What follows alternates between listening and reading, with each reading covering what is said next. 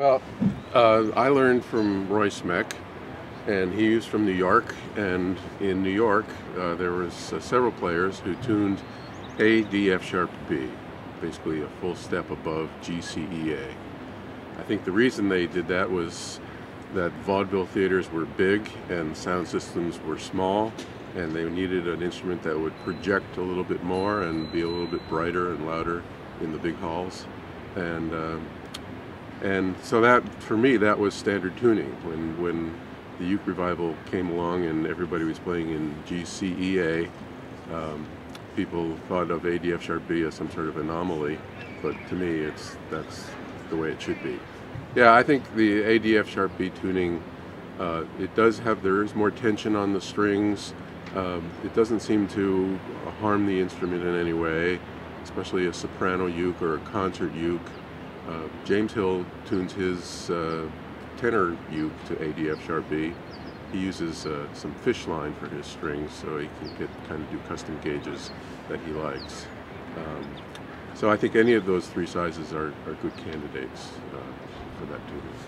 Another alternate tuning that I use on my baritone uke, I also tune that ADF B, but I tune it an octave below this tuning.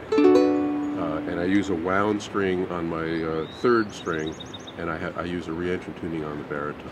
So it's basically in the same range as DGBE tuning, but it's reentrant and it's got a low D on the third string. And I know all the names of my chords pretty well for that tuning too.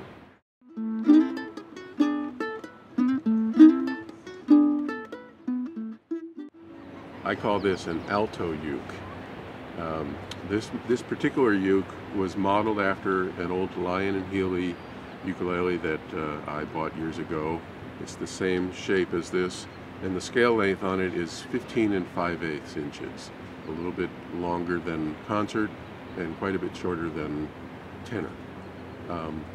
And so when I first started playing in this tuning, I tried ADF B, I tried GCEA, and somewhere along the line I put a wound string on it and was just kind of tuning it up and down a little bit. And I discovered this tuning, E, A, C sharp, F sharp, which makes this chord an A chord, and this would be an E.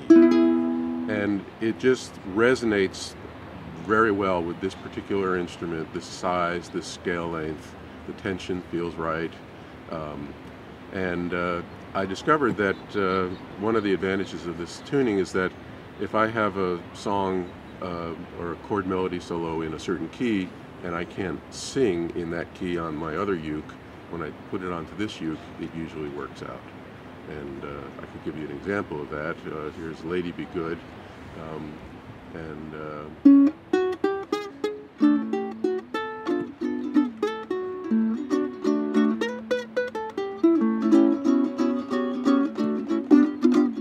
Sing, oh sweet and lovely lady be good, oh lady be good to me.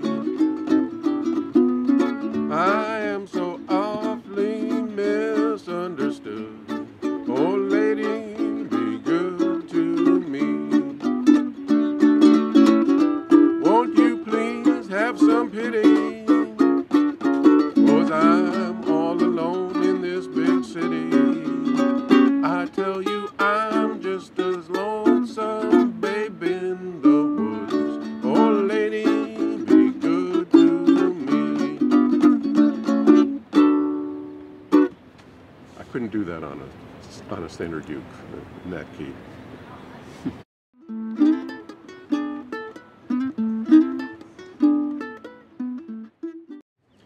Well, luthiers are always listening to the internal resonance of a box or of a body of an instrument. And one way I can do that, which kind of looks good on film, is to actually sing into the ukulele. So I start low, and my voice goes up, and when I feel and hear the instrument start to vibrate at a certain note, I'd make a note of that. So here's what it sounds like. Ooh.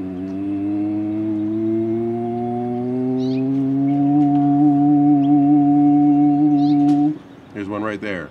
Ooh, and I can keep going higher. Ooh.